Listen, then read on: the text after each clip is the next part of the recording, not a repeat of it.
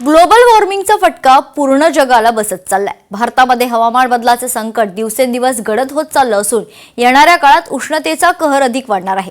एका नवीन वैज्ञानिक अभ्यासानुसार 2041 ते 2070 या काळात भारतासह अनेक देशांमध्ये अतिउष्णतेच्या दिवसात 50 दिवसांची वाढ होण्याची शक्यता वर्तवण्यात आली आहे। जर्मनी, पोर्तुगाल, ब्राझील आणि भारतातील IIT रुर्की या ठिकाणी तज्ञांनी हा संयुक्त अभ्यास केलाय।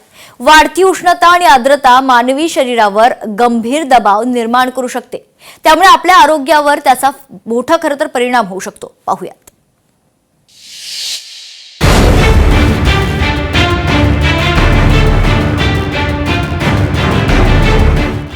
हवामान बदलामुळे उष्णतेची लाट वाढणार। भारतात उष्णतेचे 50 दिवस अधिक होणार। मानवी आरोग्यावर गंभीर परिणाम होण्याचा इशारा। आरोग्यावर मोठा परिणाम होण्याची भीती। येत्या काही वर्षात जगासमोर नवं संकट उभं असणार आहे। येत्या 50 वर्षात जवळजवळ 120 कोटी लोकांना भयंकर उष्णतेचा सामना करावा लागण्याची शक्यता आहे। 2041 ते 2070 या मध्य शतकापर्यंत वातावरणात मोठे बदल होतील। 21व्या शतकाच्या अखेरीस ही स्थिती अधिक भयावह होऊ शकते। उन्हाळ्याच्या दिवसात वर्षातील 75 पेक्षा अधिक दिवस अधिक उष्णतेचे असतील। जेव्हा साधारण हीट इंडेक्स 27 अंशाच्या वर राहील, हा उन्हाळा अगदी सहारा वाळवंटात असणाऱ्या तापमानाप्रमाणे असेल। उन्हाळ्यात उत्तर भागातील नागरिकांना मोठ्या अडचणींचा सामना करावा लागेल। अशी परिस्थिती येण्यामागचं कारण म्हणजेच जागतिक तापमानात होणारी वाढ, प्रदूषण, झाडे तोडणे आणि पर्यावरणाचा समतोल न राखणे।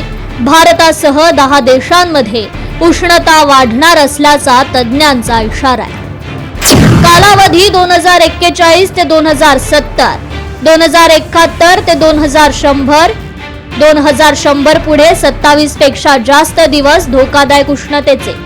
50 दिवसांची वाढ, 75 दिवस प्रतिवर्ष, 75 दिवस प्रतिवर्ष, तर 32 पेक्षा जास्त दिवस अत्याधिक धोकादायक उष्णतेचे।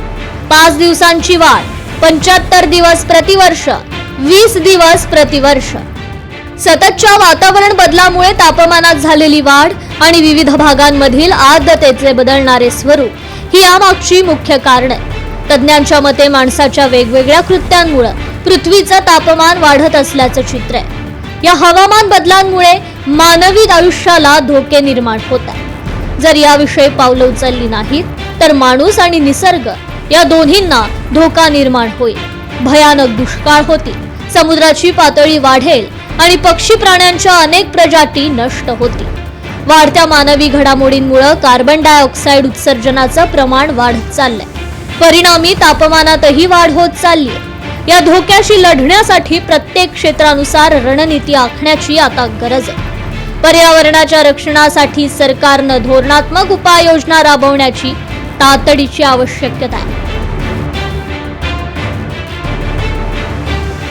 ब्युरो रिपोर्ट, लोकशाही मराठी, मुंबई।